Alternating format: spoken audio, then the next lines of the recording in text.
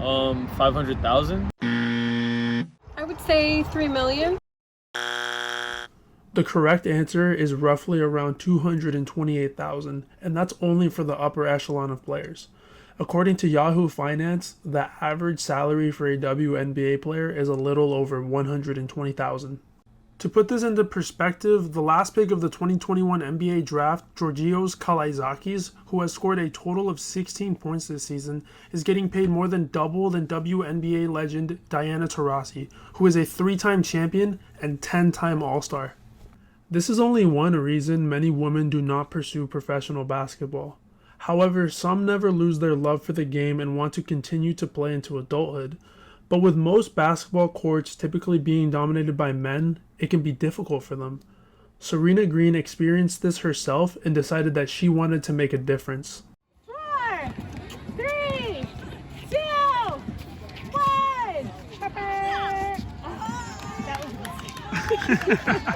So my name is Serena. I am the founder of SheHoopsLA. We are a basketball community that started technically in 2020, but officially in 2021. And we are at Veterans Memorial Park today in Culver City.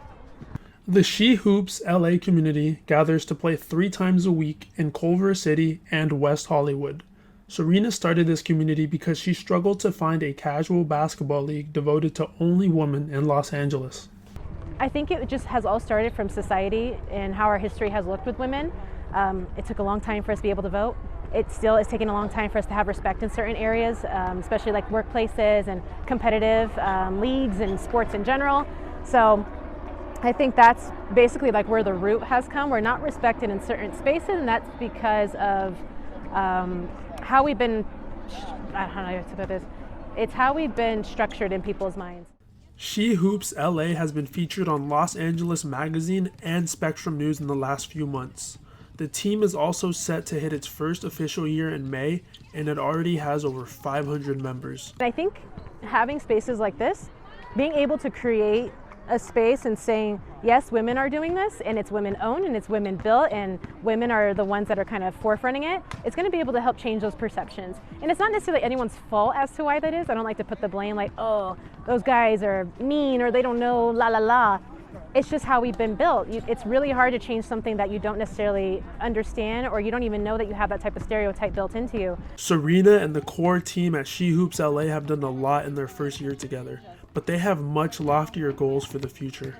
Hopefully, in the future, we could go ahead and enter these spaces and have our own facility and multiple facilities. I want us to be in every city. I want there to be a SheHoops New York. I want a SheHoops Atlanta. I want a SheHoops Chicago. I want all of these things. So again, the more people that we have, the more that we'll be able to grow and reach these kind of spaces to develop it.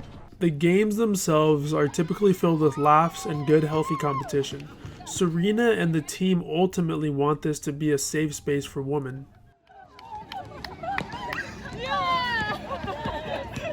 We're here to enjoy life, and the quality of life is what's most important. That sounded good. Sounded like a good shot. Oh! Just like that. That's it right there. That's what they do. That's right there. But that's a perfect example. Yeah. Like, that's what we do here.